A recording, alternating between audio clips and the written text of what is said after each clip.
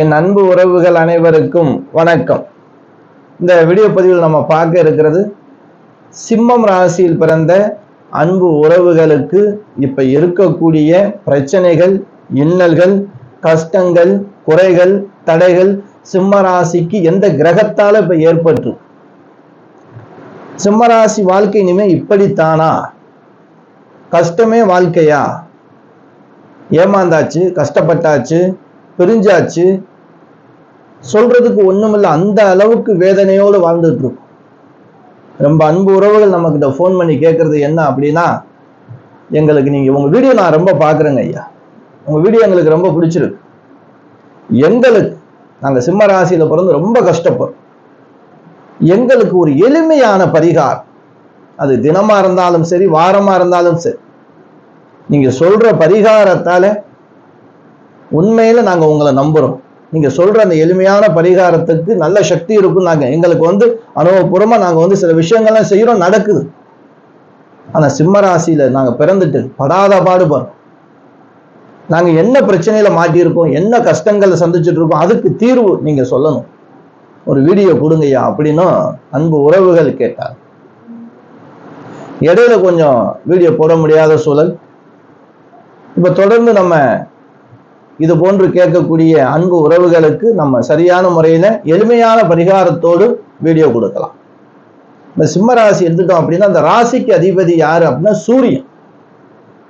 சூரியன் யாரு? தலைமை கிரகம். 9 கிரகங்களுக்கும் தலைமை கிரகமாக இருக்கக்கூடியது சூரியன், முதன்மை கிரகம்.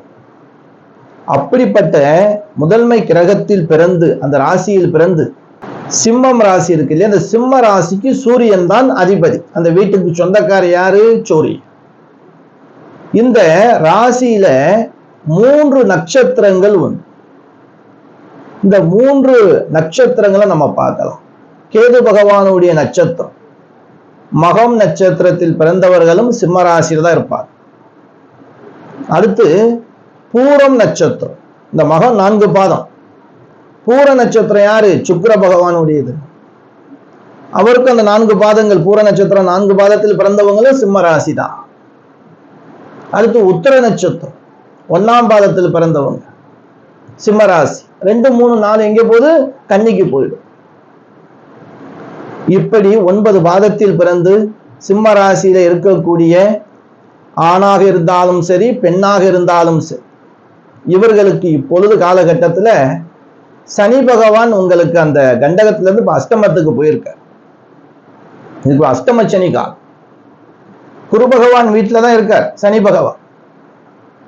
ஆனா சனி பகவானுக்கும் உங்க ராசி இருக்கு பாருங்க, சிம்ம ராசி, அதுக்கு அதிபதியான சூரியனுக்கும் ஒரு தொடர்பு உண்டு, பெரிய பகையும் உண்டு. என்ன தொடர்பு? அப்பா பிள்ளைதான், ஆனா பரம்பரையான பகையா மாறிட்டாங்க. பகை கிரகம் அப்படின்னு சொன்னா முதல் இடம் உங்களுக்கு கொடுக்கலாம். அதான் நவக்கிரகத்துல பார்த்தா கூட சனி மேற்கு நோக்கி பார்த்தபடியாகவும், நடுவில் 9 கிரகத்துக்கு நடு, அது 8 கிரகத்துக்கு நடுவில் 9வது கிரகம் சூரியன் கிழக்கு பார்த்த முகமாகவும் அப்படி திரும்பி நிற்பார்கள். இப்படி சனியுடைய திசையில சூரியனுடைய புத்தி வந்தாலும், சூரியனுடைய திசையில சனி புத்தி வந்தாலும் பெரிய அளவுல பாதிப்பை ஏற்படுத்தும் உங்களுடைய லக்கணத்தை பொறுத்து. இப்ப சிம்ம ராசிக்கு உடல் ரீதியான அவஸ்தை 80% பேருக்கு அதிகமாவே இருக்கும். ஒண்ணு போனா ஒண்ணு. இப்பதாங்க இதுக்கு நான் சரி பண்ணிக்கிட்டு இருந்தேன், அதுக்குள்ள இன்னொன்னு வந்துருச்சு. இது போனா அது, அதுவும் இடுப்புக்கு கீழே வயிறு பிரச்சனை, கல் வர்றது, குடல் பிரச்சனை, மலச்சிக்கல், இடுப்புக்கு கீழே தொந்தரவு, கண் பிரச்சனை, பல் பிரச்சனை, இப்படின்னு சொல்லிக்கிட்டே இருக்கலாம். பிரச்சனை அப்படின்னா அதிகமா 100% பிரச்சனையோடு இருக்கக்கூடியது இந்த சிம்ம ராசி பிறந்த அன்பு உறவுகள் தான். அடுத்து பார்த்தோம், கொடுத்த பணம் வரல, நம்பி கொடுத்தங்க, என்னுடைய நண்பர் தான், என்னுடைய உறவினர் தான், ரொம்ப வருஷம் பழக்கம், அந்த நம்பிக்கையில கொடுத்துங்க.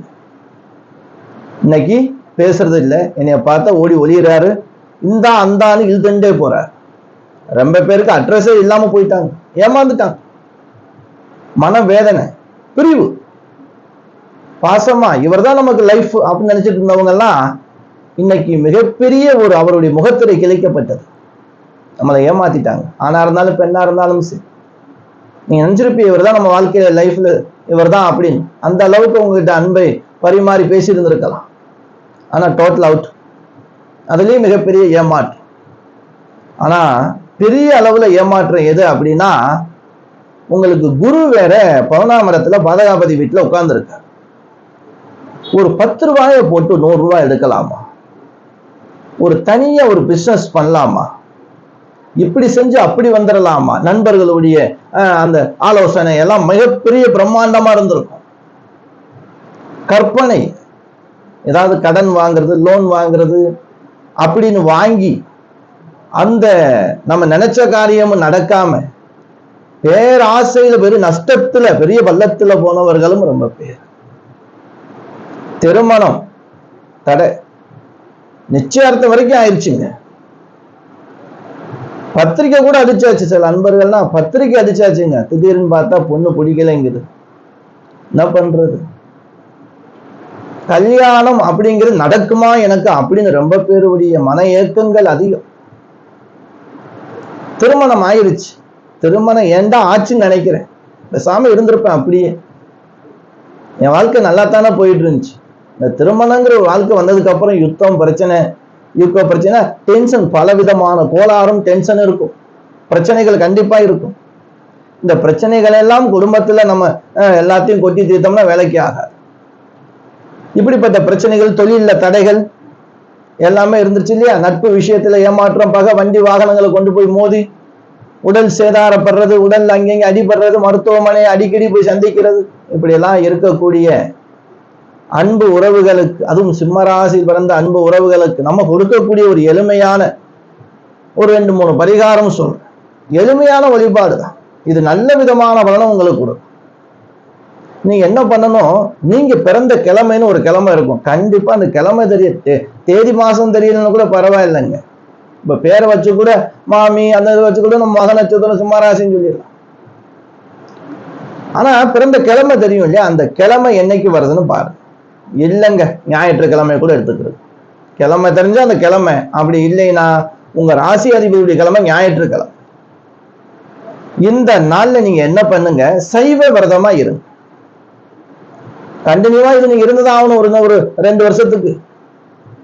2027 வரைக்கும் நான் அடுத்த வீடியோ கொடுக்குறேன். ஒரு வருஷமாவது கொஞ்சம் கடைபிடிச்சு பாரு. சாப்பிடுங்க சைவம். காலை 6 மணி முதல் மாலை 6 மணி வரைக்கும் தான் சொல்றேன். காலையில நேரம் இருந்துச்சு, இல்ல ஈவினிங்ல நேரம் இருக்கு, மாலை நேரத்துல சிவாலயம் போக மறக்காதீங்க. சிவபெருமான் ஆலயம் போங்க. சிவபெருமானுக்கு 2 தீபம் விளக்கு ஏத்துங்க. சுத்தமான நல்லெண்ணெய் கிடைச்சா ரொம்ப விசேஷம்.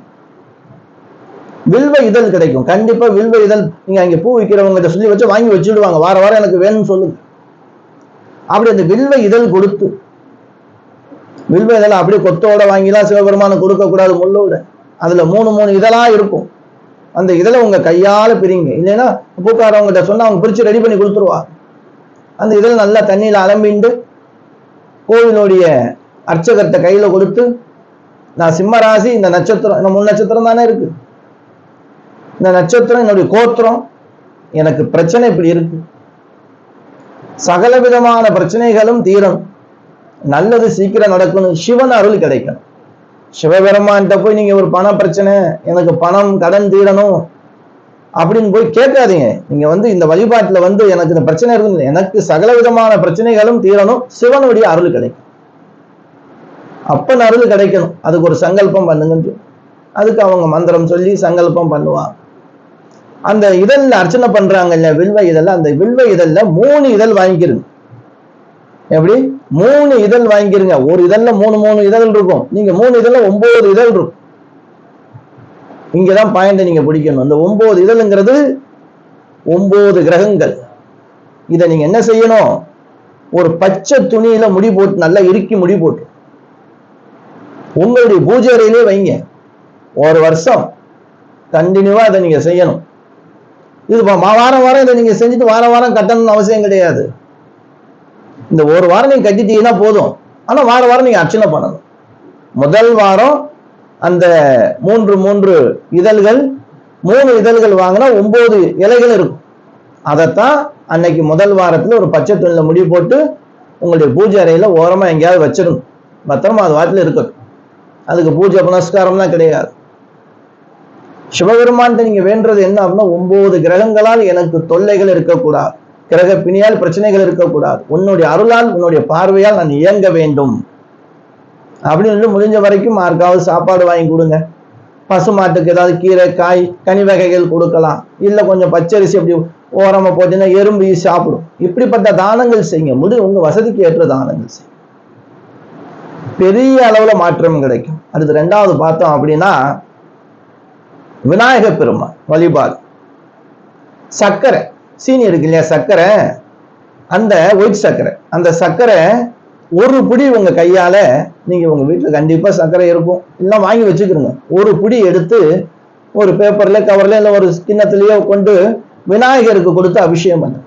அங்கே அபிஷேகம் நடக்கும். உங்களுக்கு தெரிஞ்ச அர்ச்சகர்கிட்ட கொடுத்து, ஐயா என்னுடைய கஷ்டங்கள் எல்லாம் இந்த சர்க்கரை போல கரையணும் அப்படின்னா நீங்க மனசு நினைச்சுக்கிறோங்க, இந்த சர்க்கரை அபிஷேகம் பண்ணுங்கன்னு சொல்லுங்க.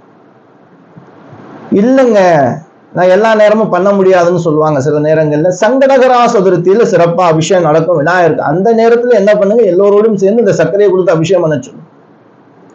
அப்படி இதை மாதம் நீங்க சங்கடகரா சதுர்த்தியிலையும் செய்யலாம்.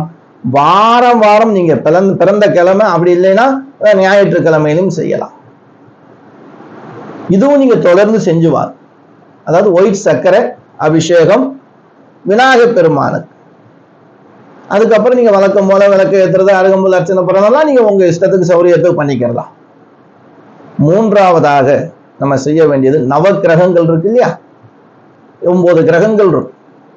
இந்த 9 கிரகங்கள் இருக்கிற இடத்துக்கிட்ட நீங்க பக்கத்துல நின்று விளக்கு ஏற்றி வச்சுக்கிறோங்க. முதல் ஒரு 2 விளக்கு ஏற்றி வச்சுக்கணும். கோளறு பதிகம் படிங்க, இல்ல கேளுங்க. கண்டிப்பா கோளறு பதிகம் இந்த முதல் வரியாவது கேளுங்க. வேயுரு தோழி பங்கன் விடமுண்ட கண்டன் மிக நல்ல வீணை தளவி மாசரு திங்கள் கங்கை முடிமேல் அணிந்து என் உலமே புகுந்ததனால் ஞாயிறு திங்கள் செவ்வாய் புதன் வியாழன் வெள்ளி சனிபாம் 2 உடனே ஆஷரு நல்ல நல்லாவை நல்ல நல்ல அடியாரவர்க்கு மிகவே அப்படின்னா படிங்க. இல்லைன்னா கோளறு பதிகம் கேளு. முழுமையா கேட்கறதுக்கு கொஞ்சம் நாளைக்கு இது ஒரு வரி, இந்த நான் சொன்ன இந்த வரியை கேட்டாலே போதும், எல்லாம் அடக்கும். சிவபெருமான ஆசையும் கிடைக்கும், நவ கிரகங்கள் மகிழ்ந்து உங்களுக்கு நன்மை கிடைக்கும். ஏன் அங்கெங்கே வேலைவான, நமக்கு வேலை 1008 வேலை கிடக்கு. இங்க போகணும், அந்த கோயில் போகணும், இந்த கோயில் போகணும், நம்ம சுத்தி வர்றதுக்கு நம்மளுடைய கால நேரமும் வேஸ்ட் ஆகி நம்ம காசும் கரைஞ்சு இருக்கிற இடத்துல இருந்து எளிமையான பரிகாரத்தை செய்து கோச்சார பலன் கிரகங்களுடைய பிடிக்கலாம். நம்ம கிட்ட பரிகாரம் எளிமையான பரிகாரம் தான். அப்படி சிம்ம ராசியில் பிறந்த அன்பு உறவுகளுக்கு ஒரு அற்புதமான ஒரு 3 விதமான பரிகாரம் சொல்லியிருக்கு. இந்த 3ஐயுமே செய்யணுமா கிடையாது, எது உங்களுக்கு சௌரியமா இருக்கு இந்த 3ல அந்த ஒரு விஷயத்த பண்ணு. அப்படி பண்ணி வரும்போது ரிசல்ட் உங்களுக்கு ஜாதகமா இருக்கும். அதை நீங்க உணர முடியும். பிரச்சனைகள் படிப்படியாக குறையும், மனவலி படிப்படியாக குறையும், மன குழப்பம் தீரும். பிரச்சனை எந்த தெய்வத்துக்கு போய் நின்றாலும் பண விஷயத்தை பத்தி கேட்கவே கேட்காது. எனக்கு அதை கொடு, எனக்கு இதை கொடு, இந்த பிரச்சனை இருக்கு, எனக்கு அந்த பிரச்சனை இருக்கு, தீர்த்து வை. நமக்கு அவர் வேலைக்காரு கிடையாது. நம்ம அவருக்கு உத்தரவு கட்டளை இடக்கூடாது. தெய்வத்துக்கு முன்னாடி நின்று உன்னுடைய பிள்ளை நான் வந்திருக்கேன், என்னுடைய மனக்கவலையை மட்டும் நீ தீர்த்து வைன்னு சொல்லு. என்னுடைய மனக்கவலையை நீங்க தீர்த்து வைங்க. ஏன்னா அப்பனுக்கு தெரியும், அம்மாவுக்கு தெரியும், அந்த தாய்க்கு தெரியும் பிள்ளைக்கு என்ன கஷ்டம், என்ன கொடுக்கணும், என்ன செய்யணும் அப்படின்னு. என்னை காப்பாத்து, நோய் நொடி இல்லாம வச்சுக்க, பள்ளத்துல தள்ளி விட்டுறாதீங்க, என்னை காப்பாத்தி நில்லுங்க அப்படி பிரார்த்தனை பண்ணுங்க. கண்டிப்பா உங்க பிரார்த்தனை 100% நிறைவேறும். நம்ம கொடுத்த இந்த 3 எளிமையான அற்புதமான அதிசக்தி வாய்ந்த இந்த பரிகாரத்தையும் ஏதேனும் ஒரு பரிகாரத்தை நீங்க செஞ்சோம். 3மே நான் செய்ய முடியும்னா ஒரே இடத்துல சுவாமி இருந்தா செய்யலாம், அதுக்கு நேரம் ஆகும் இல்லையா. எனக்கு தெரிஞ்சு நேரங்களை வேஸ்ட் படுத்தக்கூடாது. அதனால உங்களுக்கு எது சௌகரியமா இருக்கோ, எதை செய்ய முடியுமோ அதை கண்டிப்பா செஞ்சு வாங்க. நான் சொன்ன விஷயம் உங்களுக்கு 100% பலம் தரும். ஏன்னா பிரச்சனை சிம்மராசிக்கு அதிகமாகவே இருக்கு. ஏன்னா அன்பு உறவுகள் நமக்கு இந்த ஜாதகம் பார்க்க வரும்போது சிம்மராசி என்பர்கள் கண்ணீர் விட்டு அழுகக்கூடிய நிலைமை, அவங்கள பார்த்து மன கஷ்டம் எனக்கு ரொம்ப வந்துருச்சு. பிரச்சனை பிரச்சனை பிரச்சனை, தீராத பிரச்சனை. ஒரு மனிதனுடைய பிரச்சனை கேட்டாலே தாங்க முடியாது. தினமும் சிம்மராசிக்காரங்களுடைய பிரச்சனையை கேட்டு கேட்டு எனக்கு தூக்கம் வரல, அந்த அளவுக்கு மன கஷ்டம். அதுதான் நான் தேடி அலசி ஆராய்ந்து சில விஷயங்கள் எல்லாம் எத்தனை பேருக்கு நம்ம சொல்லியிருப்போம், வழிபாடுகள்லாம் இதெல்லாம் எடுத்து அப்படி கொடுக்குறேன், எளிமையா கொடுக்குறேன். தெய்வ ஆற்றல்லையும் தெய்வ நம்பிக்கையில் இருக்கிறவங்களுக்கு தெரியும், மற்றவங்களுக்கு பொய்யா கூட தெரியலாம். இதெல்லாம் வேலை செய்யுமா அப்படின்னு. எப்படி ஒரு சின்ன தீக்குச்சி தான், இந்த தீக்குச்சியால என்ன பண்ண முடியும் அப்படின்னு கேட்டா ஒரு காட்டையே அழித்து விடும். காட்டில் இருக்கக்கூடிய அத்தனை மரங்களையும் அழித்து விடும். அது எத்தனை கிரௌண்ட், எத்தனை ஏக்கர்ல இருந்தா ஒரே ஒரு குச்சி தானே. அதுக்காக குச்சி சிறுசு, பரிகாரம் என்ன எளிமையா இருக்கு, இது வேலை செய்யுமானா அதுதான் வேலை செய்யும். இந்த கை ஜான் இருக்கு, இந்த விரலுக்குள்ள தெய்வங்களை வழிபட்டு பாருங்க. உங்க வீட்டுல விக்கிரகங்கள், உங்களுடைய கட்ட விரலுக்குள்ள இருக்கக்கூடிய விக்கிரகங்களை சிறுசா வாங்கி அதை வழிபாடு செஞ்சு பாருங்க. அதுக்கு உள்ள சக்தி வேற எதுக்குமே இருக்காது. பெரிய பெரிய சிலையெல்லாம் வாங்கி நம்ம வீட்டுல வச்சு பூஜை பண்ண அவசியமே கிடையாது.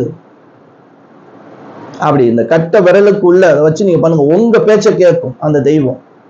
அன்பு உறவுகளே, சிம்மராசியில் பிறந்த அன்பு உறவுகளே, இந்த வீடியோ உங்களுக்கு பயனுள்ளதா இருந்துச்சு அப்படின்னா உங்க உறவினர்கள் நண்பர்களை யாராவது இந்த சிம்ம ராசியில பிரச்சனையில கஷ்டத்துல இருக்காங்க, இல்ல நீங்க நீங்க எந்த ராசியில பிறந்தாலும் சரி, என்னுடைய உறவுல என்னுடைய நண்பன் என்னுடைய பழக்க வழக்கத்துல இவர் இந்த ராசியில ரொம்ப கஷ்டத்துல இந்த சொல்லியிருக்காரு, அவர் பிரச்சனை இருக்காருன்னு உங்களுக்கு தோணுச்சு அப்படின்னா இதை ஷேர் பண்ணுங்க. அவங்களுக்கு நல்ல விஷயத்த சொல்றதுல, நல்ல விஷயத்த ஷேர் பண்றது தப்பே கிடையாது. அன்பு உறவுகளே, நமக்கிட்ட ஜாதகம், திருமண பொருத்தம், சுபகாரியங்கள் அனைத்துக்கும் நாள் குறிக்கணும்னா ஸ்கிரீன்ல கொடுக்கக்கூடிய நம்பர் தான் வாட்ஸ்அப் நம்பரும். அதே நீங்க கால் பண்ணியும் பேசலாம். எல்லா நேரமும் பேச முடியாது என்கிட்ட, ஏன்னா கோயில் வேலையும் இருக்கு. இரவு 8:30 மணிலேருந்து 9 மணிக்குள்ள கால் பண்ணுங்க, பேசுறதா இருந்தா பேசலாம். முக்கியமா வாட்ஸ்அப் நம்பர் தான் அது. அதனால நீங்க ஏதாவது அனுப்பி வந்து வாய்ஸ் இருக்காடா அதில் போட்டு அனுப்பிடுங்க, அது பெஸ்ட். அன்பு உறவுகளுக்கு இன்னொரு விஷயம், ரொம்ப பேர் இது வெயில் காலமா இருக்கு, ரொம்ப பேர் தேடி நேரம் ஆபீஸுக்கு வர்றீங்க, வேணாம். நான் ரொம்ப பேருக்கு சொல்லிக்கிறேன்னா, வெயில் அதிகமா இருக்கு, வயசானவங்க எல்லாம் வர வேண்டாம். வாட்ஸ்அப்லயே அனுப்புங்க, ஒரு 3-4 மாசத்துக்கு வாட்ஸ்அப்ல அனுப்புங்க. ரொம்ப அர்ஜென்ட் பக்கத்துல இருக்கீங்கன்னா வாங்க, தேவையில்லாம சின்ன சின்ன விஷயங்கள் பொருத்தம் பார்க்கணும்னா எனக்கு அனுப்பி விடுங்க. நான் பார்த்து உங்களுக்கு தெளிவா கிட்ட இருந்து எப்படி சொல்லணும் அந்த அளவுக்கு உங்களுக்கு சொல்லி நான் அனுப்புறேன். அன்பு உறவுகளே, நம்ம வீடியோவை அப்படியே சப்ஸ்கிரைப் பண்ணவும் மறக்காதீங்க. அடுத்து ஒரு நல்ல வீடியோவில் சந்திக்கும் வரை நான் உங்கள் ஈஸ்வரன் சீதாராம ஜோதிடர். என் அனைத்து அன்பு உறவுகளுக்கும் வணக்கம்.